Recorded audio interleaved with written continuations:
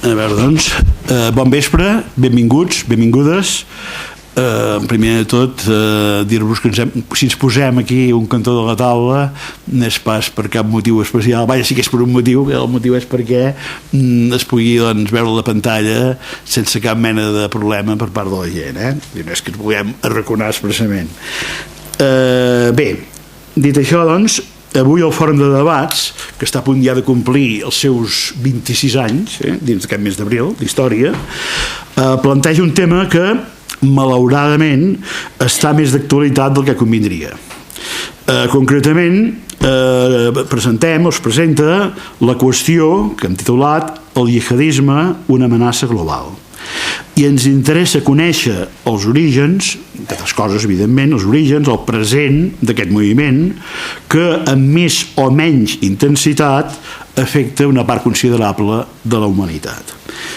És un tema complex, en el qual cal saber destriar bé els conceptes, els interessos, les amenaces, per no confondre, per exemple, i que a vegades passa, una religió senzillament, com pot ser l'islam en aquest cas, amb la utilització política que alguns en fan.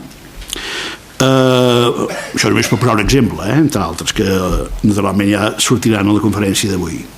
Si considerem, doncs, que la vida, la llibertat, la pau són valors que hem de preservar, és necessari conèixer els que els posen en perill, entre els quals s'inclourien alguns grups que s'emparen en termes com els que tractarem avui. Només des del coneixement podrem garantir la cohesió en la nostra societat. Així doncs, el nostre convidat té clar que la lluita contra el terrorisme ha de ser pluridisciplinar, perquè diu, cito paraules d'ell, que en la derrota en el camp ideològic és on les societats democràtiques s'hi juguen el seu futur. Avui comptem, doncs, per parlar-nos de la qüestió amb un dels màxims especialistes que tenim a Catalunya, Jofre Montoro Manent, que potser bastants dels aquí presents coneixeran d'haver-lo vist o escoltat bàsicament els mitjans de comunicació, on la seva presència és requerida en general, i per desgràcia, principalment després d'alguns dels atemptats que es produeixen, com darrerament els de París, Brussel·les, etc. Per tant, no sé, a partir del que acabo de dir, ja no gosaria dir, jo, si és millor que el veiem gaire sovint a la televisió o a la ràdio, no. Perquè quan surt moltes vegades és perquè ha succeït alguna desgràcia d'aquestes. Però, ara ve el però, evidentment, però en un context molta menys, afortunadament, amb molta menys pressió ambiental com passa això, com el d'avui aquí, segur que ens pot fer aportacions de gran interès i molt més, igual de profitoses, però vull dir que sense la pressió de fa 3 hores ha passat tal cosa, ja ens entenem. És llicenciat en Geografia i Història, especialitat en Antropologia Social i Cultural per la Universitat de Barcelona i en Periodisme per la Universitat Pompeu Fabra, també de Barcelona. Màster en Seguretat i Prevenció per la Universitat Autònoma de Barcelona, analista de seguretat i expert en jihadisme.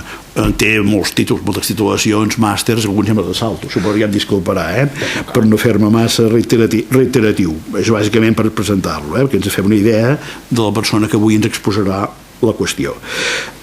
Analista de seguretat, expert en jihadisme, i des de fa poc, fa una mica més d'un mes, és doctor, també ja ha assolit el grau de doctor en dret per la Universitat Autònoma de Barcelona, on va presentar la tesi també sobre el tema que avui ens ocupa, l'anàlisi del jihadisme. El títol complet, si voleu, el tenim per aquí, però bé, és bàsicament l'anàlisi del jihadisme també des d'una visió pluridisciplinar.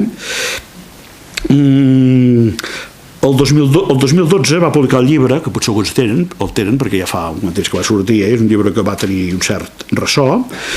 Va publicar, doncs dèiem, el 2012 el llibre Jihadisme, i que porta com a subtítol l'amenaça de l'islamisme radical a Catalunya. Una de les primeres aportacions en català, penso, en aquest tema, o sigui, no aportacions d'aquest nivell, d'un llibre, no d'un article, això, sinó ja de tot un llibre.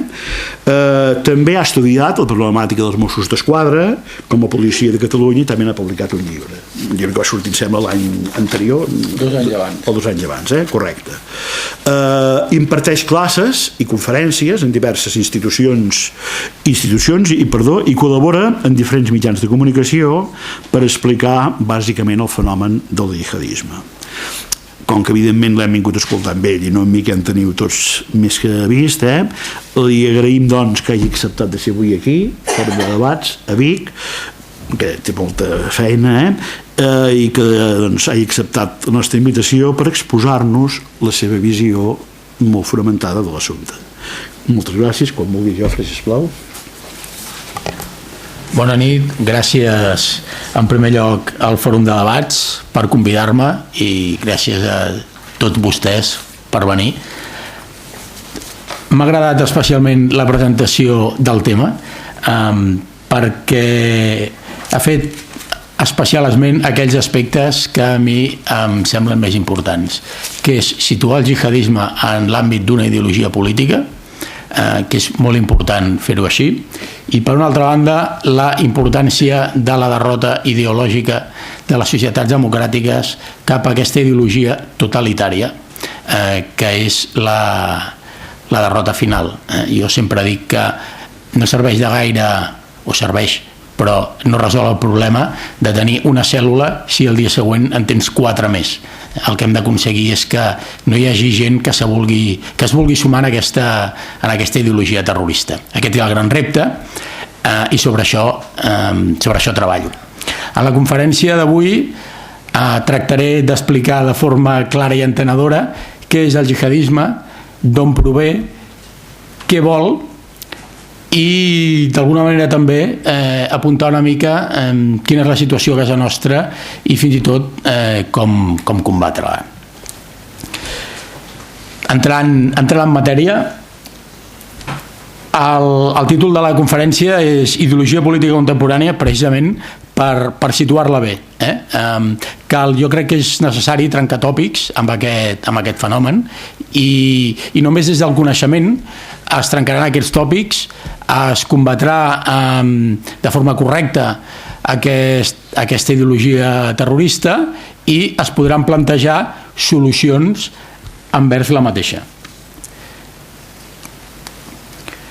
Què volen els jihadistes? Doncs els jihadistes el que volen és la creació d'un califat global en el que es visqui sota l'imperi de la Xaria, que és la llei islàmica, però aplicada de forma ultrareaccionària. Aquest és el somni final, un món en el que només hi hagi islam, en el que la resta de religions siguin eliminades i que es governi, segons ells, sota la llei de Déu, que seria la llei islàmica entesa d'una forma ultrarestrictiva i ultraconservadora. Per ells aquest califat global només pot obtenir-se utilitzant la violència i, per tant, el jihad, que és, des d'un punt de vista històric, la guerra en nom de Déu, és una obligació religiosa ineludible i inexcusable com ho són els 5 pilars de l'islam. Bé, aquest fet en si ja és modernitzar la religió islàmica. Per què? Perquè el jihad, si bé històricament ha tingut una gran importància física i simbòlica en l'islam, no és menys cert que els jihadistes en fan una manipulació interessada. La guerra ofensiva, en principi, no és jihad. El jihad sempre és en defensa de l'islam, no en atac. Com definim el jihadisme? Perquè ens entenguem, no? Perquè ens entenguem a Catalunya, a Europa, al segle XXI, 2016, com podem entendre aquest fenomen des de la nostra pròpia percepció? Doncs com un nacionalisme religiós totalitari i violent. Quan parlem de nacionalisme fem servir la paraula nacionalista, diguem, en el context en què es fa servir en el món anglosaxó, no com històricament la hem entès i l'entenem avui en dia a Catalunya. Per tant, supremacista. És una ideologia excloent, dissol tota identitat en el grup dels purs. Això és molt important. Per ells hi ha els bons musulmans, que són ells, i els mal musulmans, que són la resta. La resta són reconvertibles, per dir-ho així, però si no han de ser eliminats físicament. Això és el que fa Daesh avui en dia a Síria, en els territoris que conquereix. És, per definició, misògin, homofòbic, judeofòbic, és antimodernitat i antidemocràtic.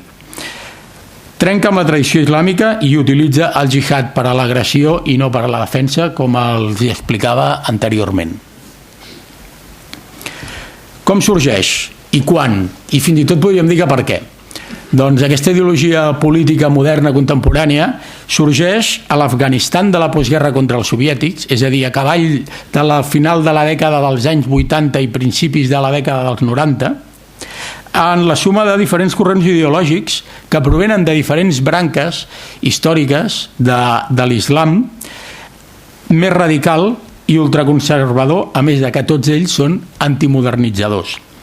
Aquestes diferents branques es troben en aquest Afganistan de la lluita contra els soviètics, intercanvien experiències, intercanvien formes de veure no només el que és la religió en si mateixa, sinó les formes d'imposar aquesta religió sobre la comunitat musulmana, i d'aquest seguit d'experiències i branques ideològiques, que l'explicaré a continuació, en sorgeix aquest fenomen que avui en dia en diem jihadisme. Per què és important situar temporalment, històricament, el sorgiment de la ideologia? Perquè quedi molt clar que no s'ha de confondre amb l'islam tradicional, sinó que és una novetat. És una novetat i com està molt clar, relativament recent. La seva primera expressió organitzativa va ser l'organització terrorista Al-Qaeda.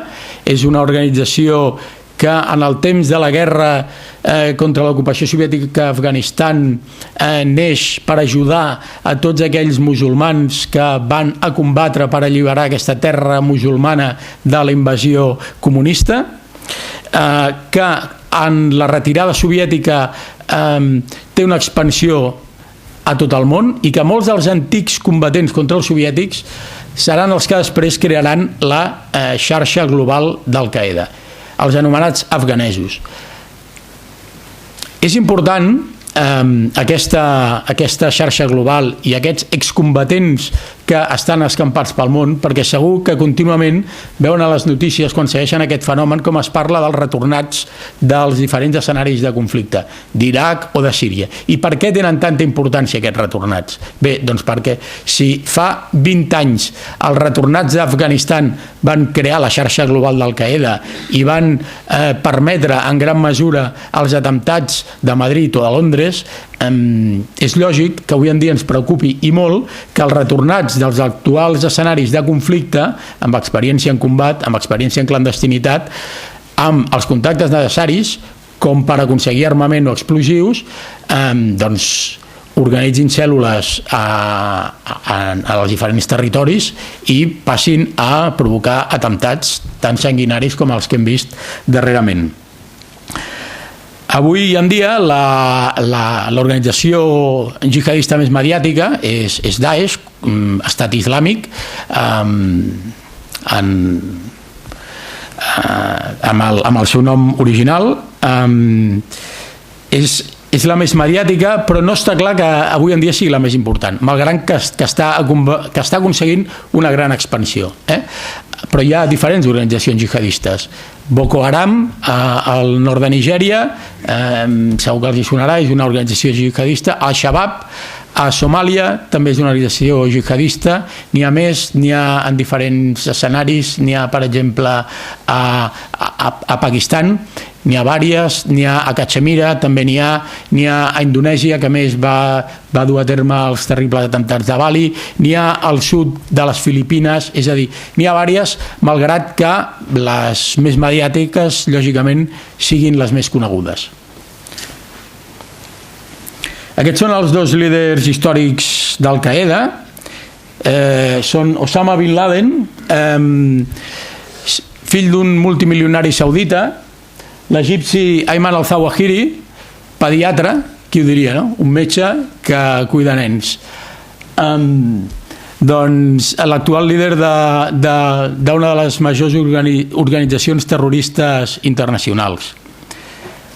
Ells dos configuren en gran mesura aquestes diferents tradicions que donen lloc al jihadisme com a ideologia.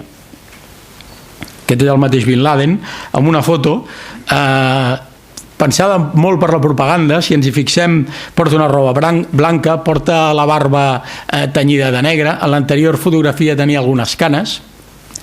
La importància de la imatge en el jihadisme és molt alta, com tots sabem, però no deixa de ser curiós que se suposa que l'islam més ortodox no accepta la representació de les imatges humanes, perquè se suposa que estàs adorant a persones i l'únic que mereix adoració és Déu. Aquesta és una d'aquestes novetats que porta el jihadisme, novetats en el mateix islam, malgrat que ells es reivindiquin com els únics que representen l'islam autèntic. Bé, de les diferents tradicions, una de les més conegudes és la tradició wahhabita. Com dic aquí, prové de la península aràbiga. El nom prové d'un religiós ultraconservador del segle XVIII, Muhammad ibn Abdul Wahhab. Aquest religiós era un clergue ultraconservador, rigorista, que va tornar a implantar costums perduts com era la lapidació de la dona adúltera, i aquest clergue va signar un acord amb una, diguem-ne, una tribu, perquè ens entenguem, tot i que no m'agrada la paraula, que era la tribu Saud, per ser-ne, per dir-ho així, l'agregat o el conseller religiós. Els Saud, com sabem, són l'actual casa regnant a l'Aràbia Saudita, i tenen un islam absolutament rigorós, ultraconservador, contrari a tota innovació, si més no en el pla social, però no en el pla de la família regnant, com sabem, no? Aleshores, aquesta és una altra d'aquelles contradiccions que es viuen en determinats islams, i és una d'aquelles contradiccions que també combaten els jihadistes. Wahhab era contrari a tota innovació i interpretació de la norma islàmica. Això també és important. En la història de les religions en general, i en aquest cas de l'islam, sempre hi ha alguna branca que és contrària a la reinterpretació dels textos sagrats, a la posada al dia, segons les noves necessitats dels temps, de la ideologia, de la religió i de la seva praxis. Wahhab també entenia que només en un estat islàmic comandat per un governant veritablement musulmà es pot viure en un veritable islam. Bé, sabem que això a l'Aràbia Saudita, com deia, a nivell legal, a nivell de carrer, és així, no tant a nivell de la monarquia regnant. Però en tot cas, aquest islam ultraconservador s'ha expandit a tot el món, sobretot a partir dels anys 70, amb els anomenats petrodòlars. Va pagar mesquites per tot el món, va pagar religiosos que expandien aquesta visió molt i molt conservadora de l'islam, i d'aquesta tradició, en part, ha sortit també un corrent molt radicalitzat que s'ha acabat sumant al jihadisme. Quan en els mitjans de comunicació vostè sentirà parlar que si Aràbia Saudita dona suport al Qaeda o a Daesh o estats com Qatar, bé, no és cert o no hi ha proves certes. De fet, si bé és cert que aquest islam ultraconservador va donar lloc al naixement del jihadisme, no necessàriament aquests règims tenen per què donar suport a aquestes organitzacions. Per què? Perquè aquestes organitzacions condemnen aquests règims pel fet de que no són prou bons musulmans. I I aquesta és una complicació més, una d'aquelles complicacions que té a l'hora de comprendre aquest fenomen, perquè té diverses complexitats que has d'anar atenent cada cop que passes a analitzar cada una de les zones on trobem aquest fenomen. He volgut posar una fotografia, no es veu gaire bé, però no he trobat una resolució més gran i no me n'he sortit perquè es veiés bé. És una decapitació d'una dona a Aràbia Saudita. Quan veiem que Daesh fa decapitacions, bé, a internet se'n poden trobar de bastant més escabroses. He procurat posar la menys dura. No és quelcom que s'inventin, realment ve d'una tradició determinada. La tradició indopakistanesa. Normalment, des d'Europa, pensem en l'islam del món àrab, però l'islam està molt més estès. En el món, a la Índia, a l'històricament anomenada Índia, avui Índia, Pakistan, Bangladesh, també hi ha una presència musulmana històrica i també hi ha diferents escoles religioses. A la Índia, sota ocupació britànica, a finals del segle XIX, concretament a la ciutat de Deobandi, d'on pren el nom, va sortir un moviment per tal de contrarrestar les formes de vida occidentals i modernitzadores. Bé, això encara existeix, encara hi és. Bàsicament, és un corrent que es dedica a emetre contínuament edictes religiosos per tal de guiar els musulmans, o els que ells entenen com a bons musulmans, cada cop que se'ls planteja una pregunta davant de tot allò que trenca amb la norma tradicional, sigui per la modernització, sigui per contacte amb altres cultures, i per dir-los què han de fer per ser uns bons musulmans. Aquesta escola és també molt conservadora, molt rigorista. És fins i tot partidària i segregacionista. Diu que els musulmans que viuen amb altres religions no s'han de barrejar amb ells, han de procurar no fer res amb ells. Si no tens més remei que treballar amb ells, ho pots fer, però no has d'anar amb ells a prendre un te o a tenir cap mena de vida en comú. D'aquí sorgeix una figura important, sobretot en aquest món indo-pakistanès i, lògicament, també Afganistan, que és la de Said Abdul Maududi. Ell és el primer, als anys 40, que teoritza sobre el jihad com a ideologia revolucionària. Fixem-nos un cop més la modernització del concepte. Ja no és una guerra defensiva dels musulmans, sinó que és una ideologia revolucionària que és la que pot permetre canviar el món i fer-lo més just. El que fa és una posada al dia. Quan llegeixes els seus textos és molt interessant, perquè el que trobes és que parla amb llenguatge dels anys 40, amb un llenguatge 100% europeu, amb un llenguatge fins i tot que podríem dir que és paral·lel a les organitzacions revolucionàries de l'època, i teoritza sobre el jihad i sobre com hauria de ser el món musulmà amb un llenguatge molt modern. Ell a més escriu en urdu, no escriu en àrab, fet que també és una innovació, però no en el sentit religiós sinó en el sentit propagandístic. També és el primer en tenir un concepte nacionalista de l'islam. Ell veu l'islam no com ha estat històricament, que ha estat una visió més teòrica, no? Hi ha la comunitat musulmana, la umma. Ell, en aquesta comunitat, a més, li dona o li busca o li adhereix un concepte nacionalista modern. Ja no és una comunitat purament espiritual, és alguna cosa més. Crea un grup, la Jamaat Islàmic, que és un grup que que pretén assemblar-se a les organitzacions bolxevics de l'Europa de l'època. Per què? Perquè ell considera que només un petit grup d'autèntics fidels ben entrenats podran tirar endavant aquesta revolució islàmica. El concepte és interessant perquè tindrà molta influència en les diferents organitzacions que posteriorment aniran sortint.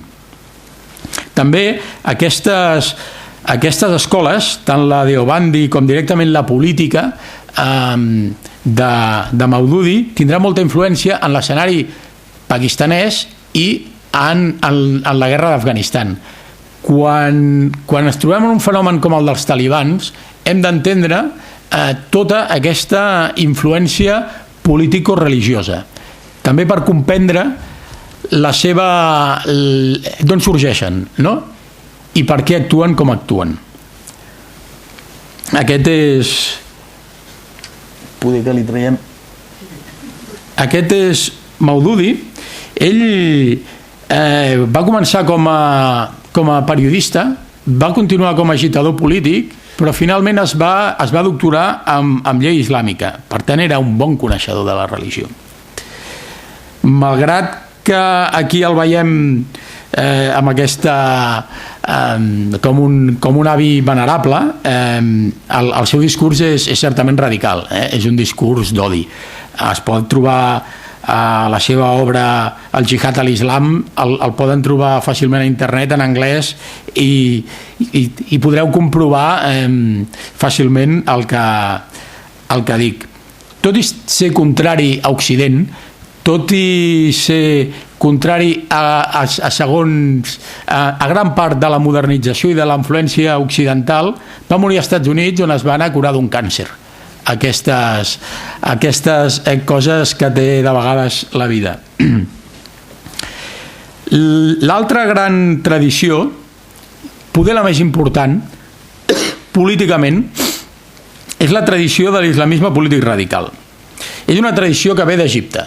A Egipte, el 1928, es funden els Germans Musulmans, que és la primera organització islamista política que fa un discurs que vol trencar amb el discurs religiós tradicional i vol ser modernitzador.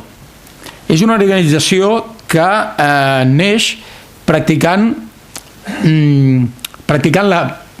la prèdica religiosa. Ells veuen que a l'Egipte d'aquesta època, és un Egipte sota domini britànic, la influència de la cultura occidental està canviant els modes de vida tradicional, fa que la gent s'aparti també de la religió. També és difícil, en un context d'una societat ja mecanitzada, moderna, seguir la vida tradicional, i el que volen fer és un retorn a aquest islam més tradicional, més primigeni. És una organització que en alguns períodes utilitza la violència. Durant la Segona Guerra Mundial, com moltes organitzacions, té una branca militar que fan desfilades i amb entrenament paramilitar, i que durant la Segona Guerra Mundial dona suport a Alemanya, dona suport a l'Eix. Sobreviu com a organització a la guerra, i en l'Egipte de la postguerra un dels seus membres assassina un ministre egipci, i en reacció el govern egipci assassina el líder de l'organització, Hassan al-Banna.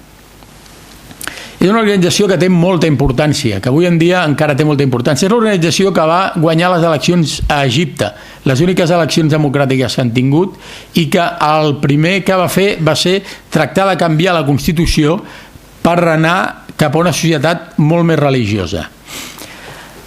Dels Germans Musulmans sortiran diferents figures molt importants. Els Germans Musulmans, a més, s'extenen per tot el món. Quan mor Hassan al-Banna 20 anys després de crear l'organització, estan presents en pràcticament tot el món àrab, tenen presència a França, al Regne Unit i als Estats Units, amb centenars de milers d'afiliats. Dels Germans Musulmans amb el temps sortiran a Gaza o a Palestina organitzacions com Hamas, i han estat membres, per exemple, el líder de la cèl·lula d'Al-Qaeda a Espanya, que va col·laborar en la preparació dels atemptats de l'11S als Estats Units. D'aquesta organització en sorgeix una gran figura. Ja era una figura coneguda intel·lectualment abans d'entrar als Germans Musulmans, que és l'Egipte Said Qutb. Said Qutb és probablement l'ideòleg més important dintre del que és el jihadisme. Ell és un ardent nacionalista egipci en la seva joventut. És un modernitzador, a més, és algú que creu en la necessària modernització d'Egipte. Al llarg de la seva vida va canviant, passa de ser un nacionalista egipci a ser un nacionalista àrab, i a poc cau en un procés d'una gran religiositat.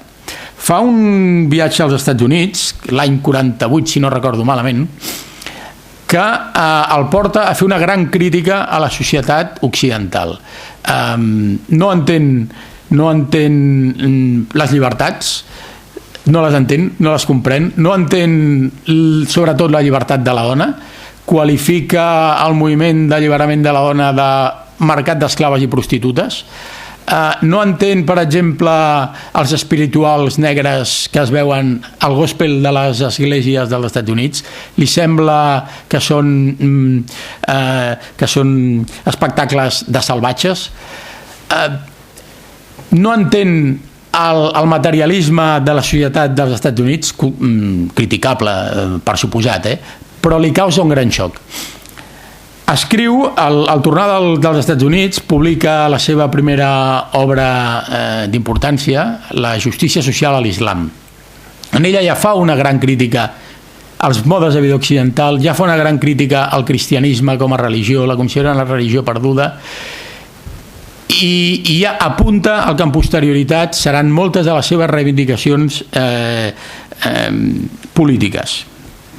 Crea els conceptes de jahiliya i de takfir. Ara els hi explicaré. Quan torna a Egipte s'uneix als germans musulmans, participa en el cop d'estat dels coronels que porta a Nasser al poder i a derrocar el paixà d'Egipte. És l'únic civil que participa en les reunions del Consell Revolucionari, però ràpidament s'hi enfronta. Ell vol un gir religiós, ell no vol cap mena de pactes amb els britànics, no vol que els hi donguin terminis per marxar d'Egipte, entra en conflicte amb Nasser i finalment és detingut i salvatgement torturat. Mentre és a la presó, escriu l'obra que probablement ha tingut més influència en el jihadisme. És una obra que traduïda al català podríem dir que es diu Fites en el camí, en anglès es diu Milestones, i en ella és quan treballa de forma... És un llibret petit, treballa més els conceptes de jahiliya i de takfir. Són conceptes molt importants per entendre el que és el jihadisme. La jahiliya és l'estat d'inòpia en la que vivia el món abans de l'arribada del profeta Mahoma, el profeta de l'Islam. El que fa Qutb, i abans ja ho havia fet Maududi, és dir que en realitat avui en dia o en la seva època no existeixen autèntics musulmans. Tot el món torna a ser com quan va arribar el profeta, i que el que han de fer és tornar a seguir les passes que va seguir el profeta per tornar a recuperar el món per l'Islam. I després recupera el concepte de takfir. Takfir ve a dir excomulgat. El que diu és que tot aquell musulmà que no es comporti com un bon musulmà, això inclou resar 5 vegades al dia, però també tenir una vida veritablement musulmana, tal com ell l'entén, ha de ser exclòs de la comunitat musulmana, i com que en l'islam tradicional l'apostasia està penada amb la mort, per tant ha de ser executat. Si pensem un altre cop amb Al-Qaeda i Daesh, veurem com aquestes teories s'estan portant a la pràctica. Said Qutb és penjat pel règim de Nasser l'any 66.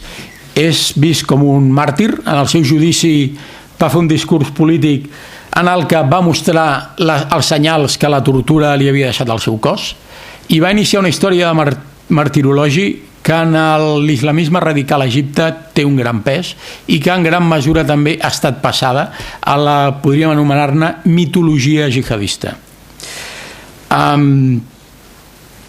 Seguidors de Qutb, gent que havia estat deixebles seus directes, creen a la dècada dels 70 el primer grup violent, el primer grup que ja és anomenat Takfir, perquè el que fan és anar-se'n a viure a unes zones de l'Alt Egipte i assassinar el ministre d'Assumptes Religiosos egipci. És un grup petit, un grup anomenat excomunió i exili, però que és ràpidament detingut. Això sí, assassinen un ministre, poca broma, però que és ràpidament desarticulat. El líder, per cert, és un enginyer agrícola. Com veurem, en el jihadisme hi trobem molts llicenciats en carreres tècniques, que és curiós, perquè normalment en els moviments radicals a Europa hi trobem més aviat gent d'allò que anomenem gent de lletres. Doncs és un constant en el jihadisme veure gent del món del que aquí anomenem de les ciències o de les carreres més tècniques.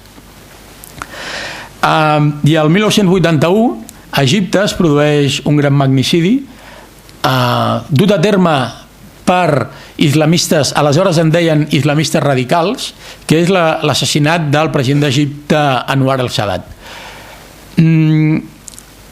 Ayman al-Zawahiri participa, l'actual número 1 de Bin Laden, participa en aquell assassinat, és detingut, també salvatgement torturat, i és aquell que permet, sota tortura, permet la captura del líder militar de l'operació d'assassinat, de magnicidi del president d'Egipte.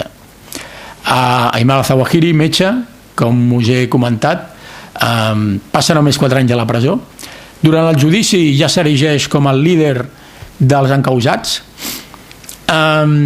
i quan surt de la presó marxa d'Egipte i se'n va a treballar a Kuwait com a metge pediatre per la mitja lluna roja.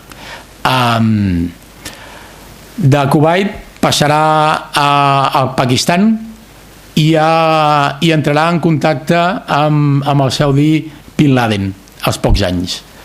Allà serà on durà la seva experiència d'Egipte, portarà la teoria del Takfir i portarà militants egipcis amb experiència en combat, amb clandestinitat, en presó i que han patit sovint tortures salvatges. En la configuració d'Al-Qaeda, el grup dels àrabs de la península aràbiga i el grup dels egipcis té molta importància. Aquests són Hassan al-Banna i Said Qutb. Com veuen, aquí Qutb està darrere de les reixes, és una fotografia presa durant el seu procés, i si s'hi fixen, és molt curiós, aquí no hi ha grans barbes, no hi ha xilabes, hi ha americana i corbata. Un ni tan sols porta barba i l'altre fins i tot porta el fes, el barret tradicional turc, per cert eliminat per Ataturk quan es fa amb el poder i fa tota la transformació a Turquia eliminant el califat. Molt important, Turquia a la dècada dels 20 elimina el califat, que és la forma d'eliminar l'últim vestigi de tradició de govern islàmic, mitològicament, perquè no és així d'una forma realment històrica, però o simbòlicament lligada directament amb els califes successors del profeta. Amb la fi del califat otomà s'acaba de forma simbòlica amb aquest lligam directe de govern musulmà. Els germans musulmans en part també es creen com a reacció a la fi d'aquest últim, ni que sigui simbòlic, poder islàmic. Aquestes dues figures tenen molta importància, els dos són egipcis, els dos eren mestres, curiosament. Un crea l'organització, un crea els germans musulmans. Hassan al-Banna sempre deia que no convenceria ningú amb les formes tradicionals, que havien d'utilitzar formes modernes. És l'inventor de la frase "l'Alcorà és la nostra Constitució", molt reivindicada. No volem lleis fetes per l'home, volem la llei de Déu, no volem lleis importades des d'Occident, volem les nostres pròpies lleis i tradicions. Said Qutb serà qui durà a terme la teorització més moderna, serà qui dirà que s'ha d'expulsar de la comunitat musulmana tots aquells que no són bons musulmans, trencant, per cert, amb la tradició, perquè la tradició diu que s'ha de castigar el mal musulmà, però no diu que s'ha d'excomulgar i, per tant, matar el mal musulmà. De fet, en els darrers anys de la seva vida a la presó entra en conflicte amb els mateixos germans musulmans perquè ells li diuen que no pots excomulgar i matar a un mal musulmà. El que has de fer és reconduir-lo. El que has de fer és convèncer-lo de que no begui alcohol, el que has de fer és convèncer-lo de que no jugui, el que has de fer és convèncer-lo de que regi 5 cops al dia, però no el pots excomulgar i assassinar.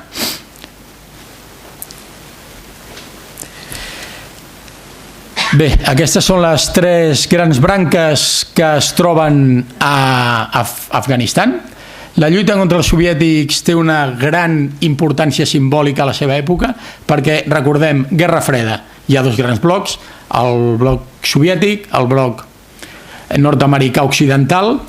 Els mujahidins que derroten a la Unió Soviètica a Afganistan creuen que han derrotat el més poderós dels 2 blocs. Com hem vist després, no era cert, no era el més poderós, i a més tots sabem que no l'haurien derrotat sense el suport que li va donar als Estats Units, amb assessorament militar i directament amb armament. Per què el jihadisme utilitza suïcides? Si em permeteu, passem, com que només tenim una hora, passem del marc teòric, que sé que és amb molt poca estona, però bé, espero que més o menys m'hagi fet entendre, i passem al marc una mica més operatiu, no? Per comprendre una mica més el fenomen.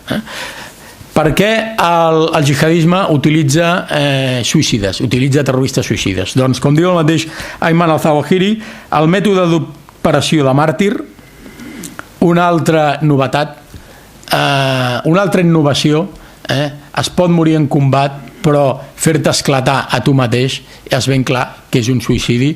És la forma més eficaç d'infligir danys a l'adversari i el menys costós pels mujahidins en quant a xifra de baixes. Bé, doncs s'utilitza, queda clar, no?, el suïcidi per una qüestió pràctica. Diu l'estadística que provoca 4 cops més morts i 26 cops més ferits que el terrorisme convencional.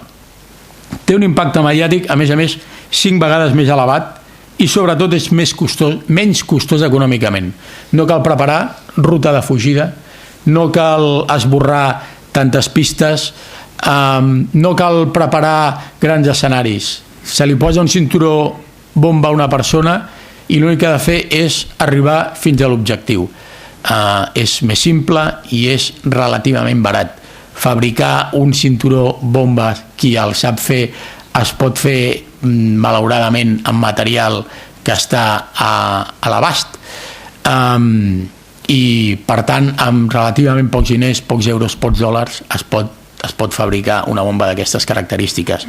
Quan sovint et pregunten com es financen aquests grups, necessiten molts diners? No se'n necessiten tants. Per fer artefactes d'aquestes característiques, qui el sap fer amb relativament pocs diners estan a l'abast de molta gent. Per això, a més, es fa servir. Els suïcides és una altra, si em permeteu, tradició operativa que arriba al jihadisme. El jihadisme neix a finals dels 80, el terrorisme suïcida es comença a utilitzar a principis dels 80 al Líban. És una forma de terrorisme que es va, com ho podria dir, es va perfeccionant amb el temps, i que acaba esdevenint una forma operativa en si mateix. Com que aquell que mor en combat se suposa que té recompenses en el paradís, no només té recompenses per ell, sinó que pot salvar a molts dels seus familiars amb la seva acció pot netejar el nom de la seva família. Hi ha gent que és utilitzada com a suïcida per les organitzacions terroristes per tal de, doncs, això, no? De netejar el nom de la família, o si ell pensa que té familiars que aniran a l'infern o té familiars que estan mal vistos socialment per les raons que sigui, amb aquest acte, per dir-ho així, neteja el nom de la família. Això també evoluciona amb el temps. Aquests dies estem veient, per exemple, que Boko Haram, l'organització terrorista de Nigèria, utilitza nenes probablement drogades per fer-se esclatar. També és cert que no tots els suïcides són tan voluntaris com sembla. Sí que n'hi ha de voluntaris, però també n'hi ha que actuen drogats i n'hi ha que actuen forçats i que porten amb ells un controlador que és qui farà explotar l'artefacte quan ho consideri necessari. Quan parlem de la magnitud de l'horror del jihadisme, el suïcida o l'ús del terrorista suïcida n'és una part, n'és una part molt important.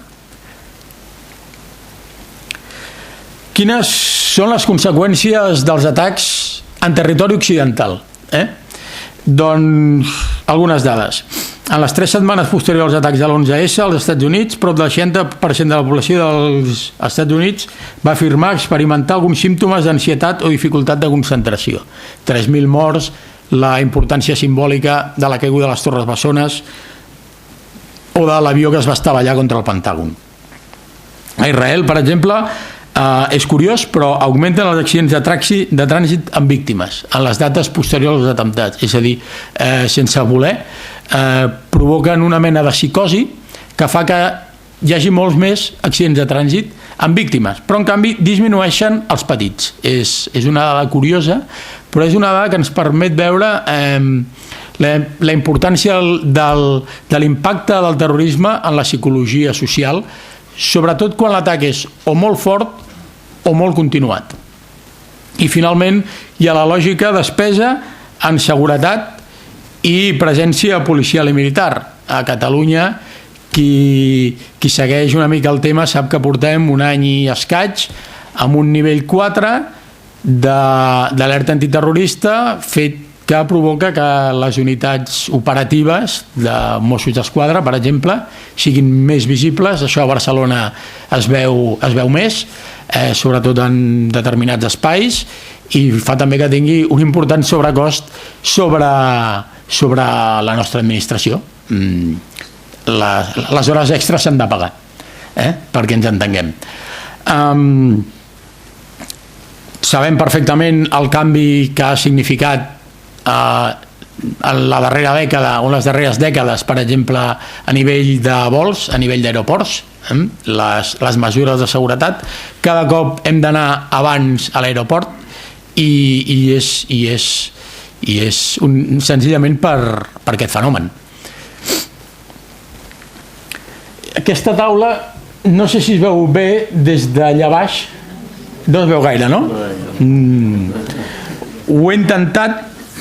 Bé, és una taula d'un estudi fet el 2002 posterior als atacs de l'11S als Estats Units.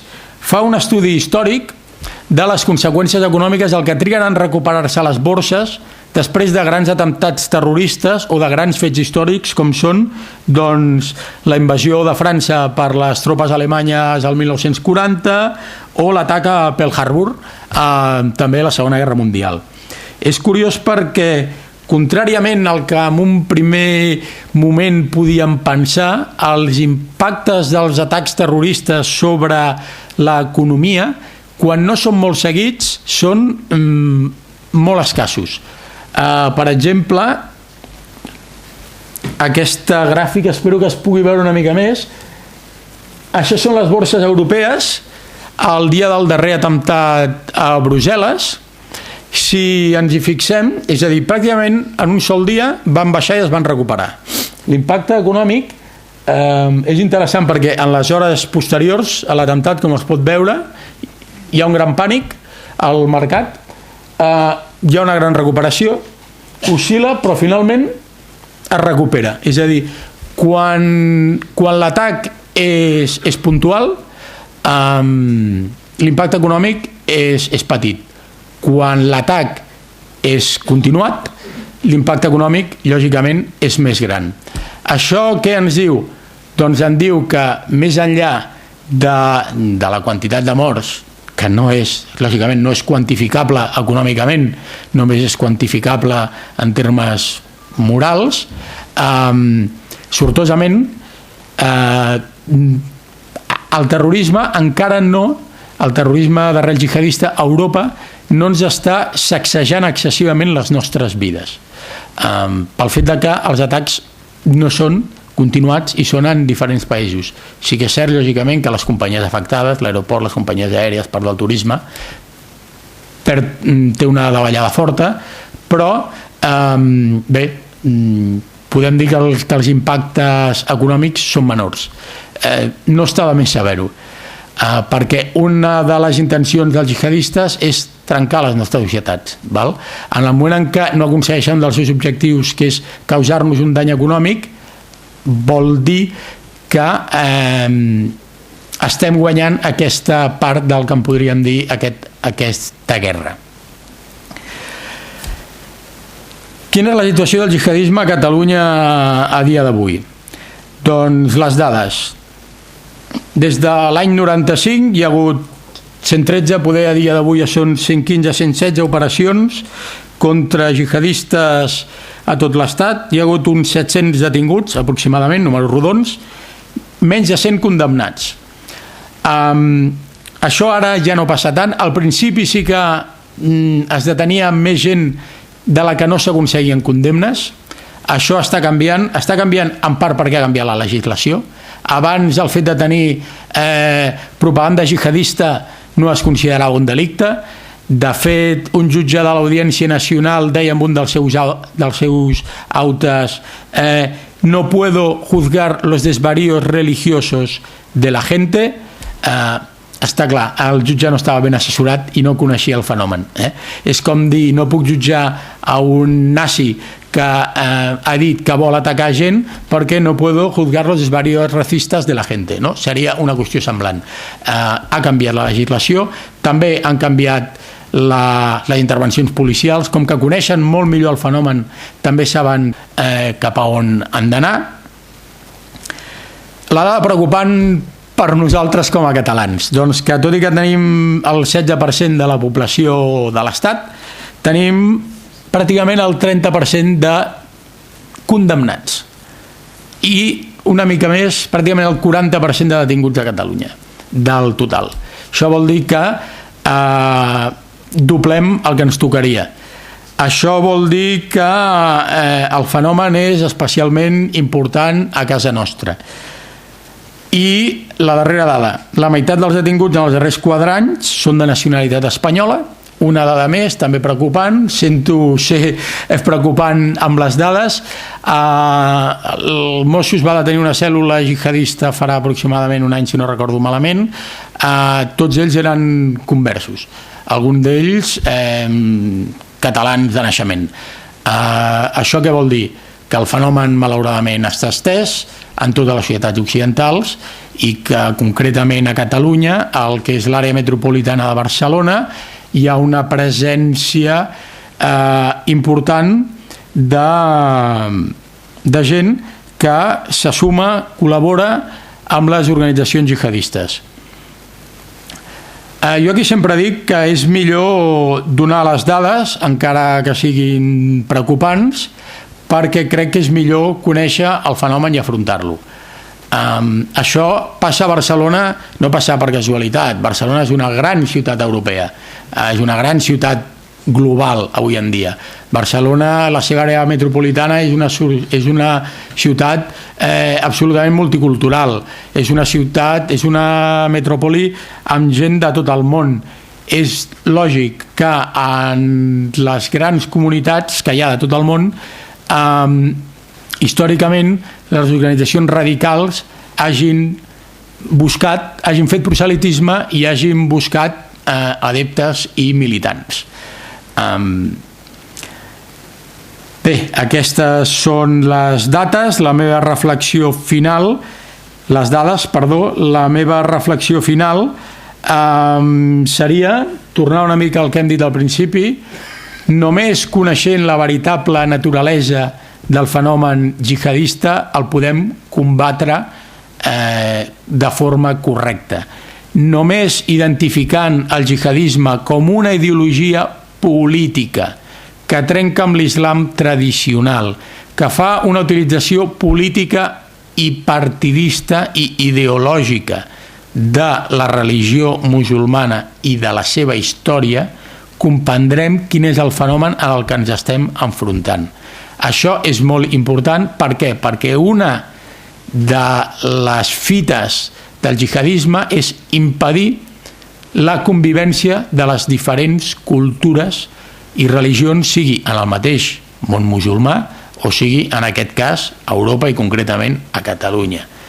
Els atacs contra la comunitat musulmana, contra centres de culte musulmans posteriors als atacs jihadistes, són un favor que se'ls fa als jihadistes. Tot allò que contribueixi a trencar la nostra societat i la nostra convivència, per complexa que sigui, està donant-li la raó als jihadistes, de que no poden conviure cristians, musulmans, jueus, sikhs, hindús, etc., de forma pacífica en una societat democràtica en la que tothom es respecti. I aquest és el punt més important. Derrotar el jihadisme aquí es farà derrotant-lo ideològicament, derrotant-lo policialment, per suposat. És molt important la pressió policial i derrotant-lo també, si és necessari, en els diferents escenaris de conflicte, com per exemple al Sahel, com per exemple a Síria, com per exemple a Nigèria. A Mauritània, per exemple, el govern d'allà va demanar ajut. Portem 2 anys i escaig amb una intervenció internacional de la que es parla molt poc, per cert, comandada per França, però en presència de tropes espanyoles, sobretot operacions especials, combatent Al-Qaeda al Magreb Islàmic, aturant l'expansió d'aquesta organització i tallant les seves vies de finançament. Això també és important. Com és important aquí totes i cada una de les detencions policials. I com és important, i en aquest cas em penjo una medalla, si em permeteu l'expressió, explicar el que és aquesta ideologia, què és el que pretén, per combatre-la eficaçment i que no, sobretot, salvar vides, però a més que no trenqui la nostra cohesió social. Ho deixaria aquí, espero les vostres preguntes que possiblement enriquiran bastant aquesta conferència. Gràcies.